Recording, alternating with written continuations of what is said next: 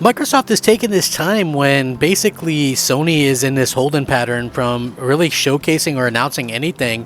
If you think about it, God of War Ragnarök is a mere weeks away from being released, and we haven't seen a single advertisement for it. There's no state of play that I've seen that's been announced for it.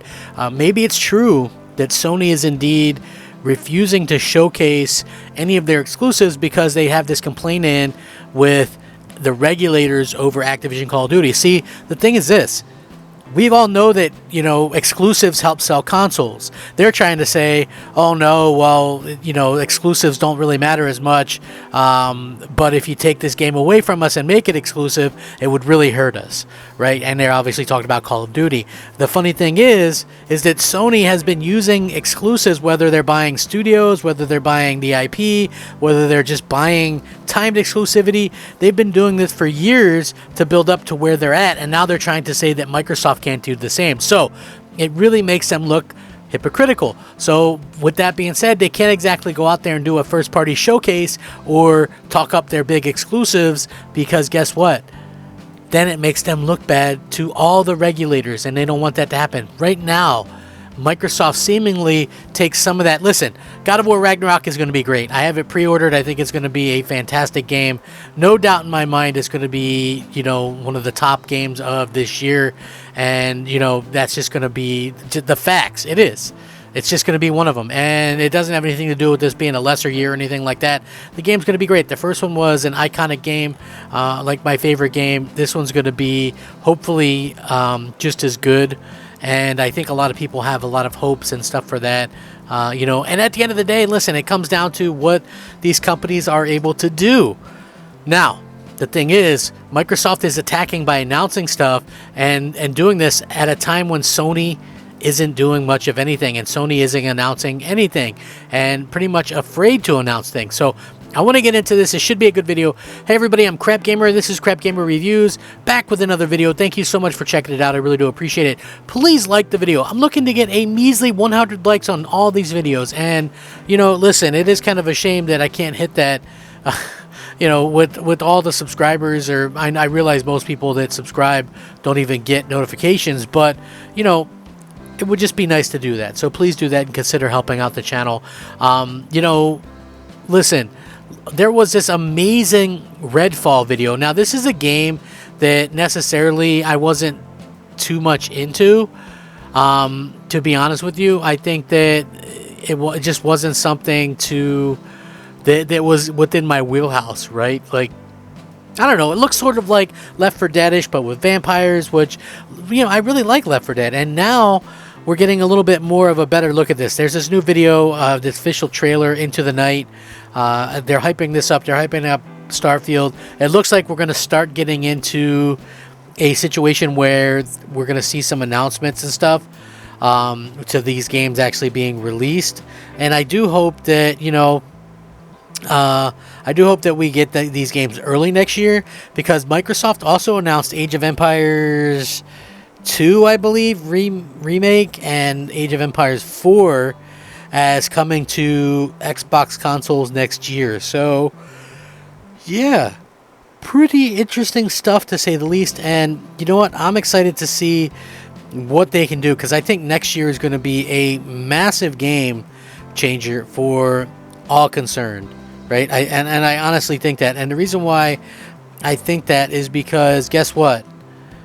They're going to be releasing these are things that we know that's been confirmed to release next year. We know that we're going to get the 2 Age of Empires games, which, listen, I'm not going to try to hype those. Those are great games.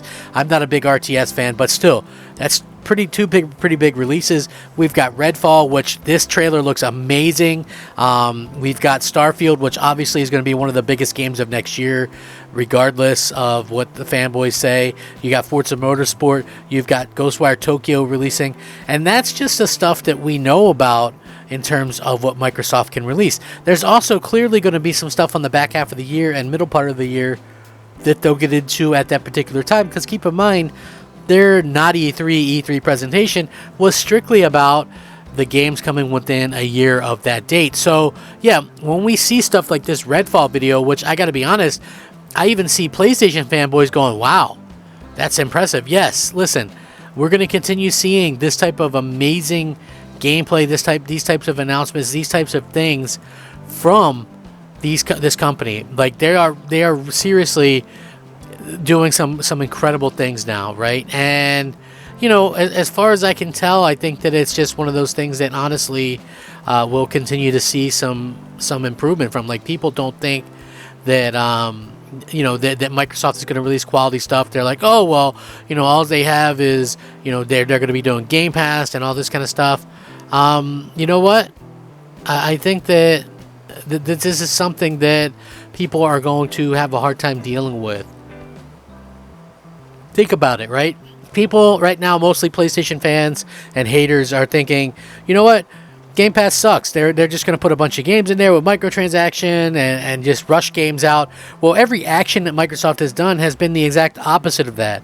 They've had no problem delaying games, and even though this year has pretty much 0 freaking games, they didn't rush anything out.